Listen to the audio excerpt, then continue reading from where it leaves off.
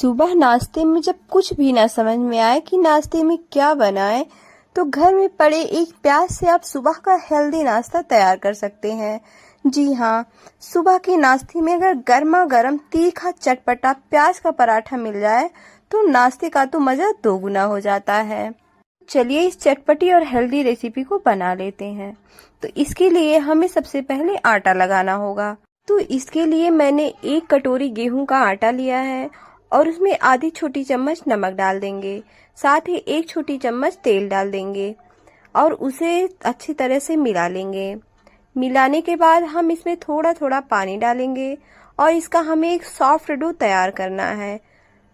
अक्सर आपने देखा होगा कि पराठे बनाते समय फट जाते हैं, तो सबसे पहले हमें आटा गूंथते समय ये ध्यान में रखना है कि हमें इसका आटा सॉफ्ट लगा के तैयार करना है। अगर आटा हार्ड रहेगा तो हमारे पराठे अच्छे नहीं बनेंगे, वो फटते ही रहेंगे। तो पराठा बनाने के लिए हमें सबसे पहले सॉफ्ट डो लगा के तैयार करना है। तो इस तरह से आटे को गूंथ लें और उसे ढककर लगभग 15 से 20 मिनट के लिए रख दें। आटा बहुत ही अच्छे से सेट हो जाएगा। अब हम पराठे की स्टफिंग तैयार कर लेते हैं। तो यहाँ पे मैंने 2 मीडियम साइज का प्याज को स्लाइस में कट कर लिया है। अब हम इसके सभी लच्छों को हाथों से मसलते हुए अलग कर लेंगे। तो बहुत ज्यादा हमें नहीं मसलना, हल्के हाथों से करेंगे तो इसके लच्छे अलग हो जाएंगे। और यहाँ पे मैंने दूध को फाड़ के उसका छेना निकाल लिया है। इसे मिलाने से पराठे में एक अच्छी सी रिचनेस आएगी और पराठा बहुत ही सॉफ्ट और टेस्टी बनेगा। उसके बाद हम इसमें बारीक कटी हुई हरी धनिया ऐड करेंगे, साथ ही बारीक कटी हुई हरी मिर्च ऐड करेंगे। इसमें मैंने लाल मिर्च नहीं मिलाया है, आप चाहें तो लाल मिर्च भी डाल सकते हैं। साथ ही हम अदरक को इसमें घिस देंगे। साथ ही इसमें आधी छोटी चम्मच साबुत जीरा और आधी छोटी चम्मच साबुत धनिया और साबुत सौंफ को कूट के मिला देंगे। इससे भी टेस्ट बहुत ही अच्छा आता है।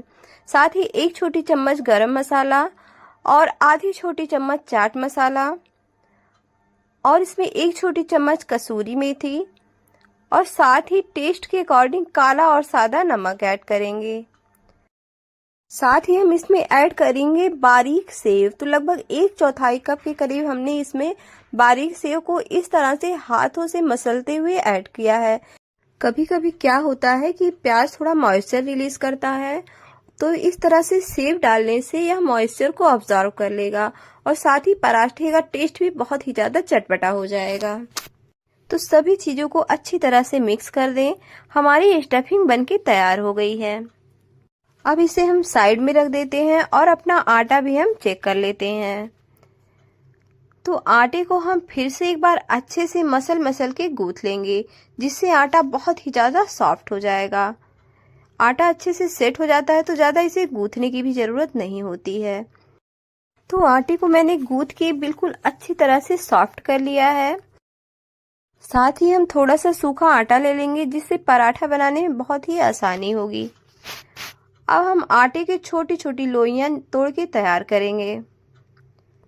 अब एक लोई को चकली पर गोल करके उसमें थोड़ा सा सूखा आटा लगाएंगे और जिस तरह से हम नॉर्मल रोटी बनाते हैं उसी तरह से हमें पतली सी रोटी बेल के तैयार कर लेना है।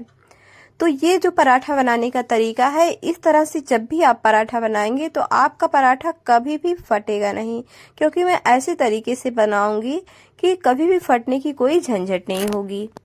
तैयार रोटी के बीच में इस तरह से हम स्टफिंग को फैला देंगे। पूरी रोटी में हमें स्टफिंग को नहीं फैलाना है। साइड में बचे हुए रोटियों को इस तरह से उठा के हम फोल्ड करेंगे। एक तरफ से फोल्ड करेंगे, फिर दूसरी तरफ का फोल्ड करके उस पे चिपका देंगे। फिर नीचे बचे हुए भाग को भी हम ऊपर से फोल्ड करके चिपका देंगे। तो इस तरह से हमारा बहुत ही परफेक्ट पराठा बनके तैयार हो जाएगा। साथ ही इसमें भरने की कोई झंझट नहीं होती, ना ही इसे फटने की कोई झंझट होती है। तो बस हमारा पराठा बनके तैयार है।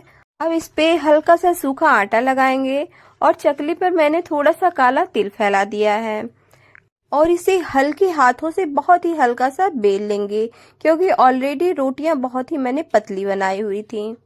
यहाँ पे मैंने तवा गर्म होने के लिए चढ़ा दिया है। तो तवे पर हल्का सा तेल लगा देंगे, फिर पराठे को डालेंगे। इससे पराठा तवे में बिल्कुल भी चिपकेगा नहीं।